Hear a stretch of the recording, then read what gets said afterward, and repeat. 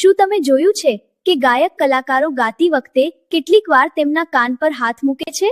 તેઓ આવું કેમ કરે છે? તમે શું વિચારો છો? મને સૂર કે વર નથી પકડાતો. હાથ કાન પર મૂકવાથી પોતાનો અવાજ વધુ સ્પષ્ટ સંભળાય છે. કાન ઢાંકવાથી ગાયક સાચો સૂર અને તાલ જાળવી શકે છે.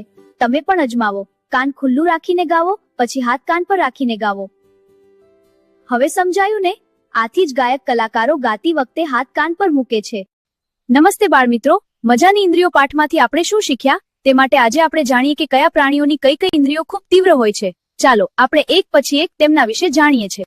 ગરુડ આકાશમાં ઊંચાઈએ ઉડવાની શક્તિ અને તીક્ષ્ણ દૃષ્ટિને કારણે જમીન પર વાસ કર પ્રાણીઓને તે સહેલાઈથી જોઈ શકે છે. પગના નખથી શિકાર કરીને સત્વરે ગરુડ હવામાં ગાયબ થઈ જાય છે. હરણ મિત્ર આગળ આવો. હરણ નાનો અવાજ પણ કુળ તરત સાંભળી લે છે. હાથી મિત્ર આગળ આવો.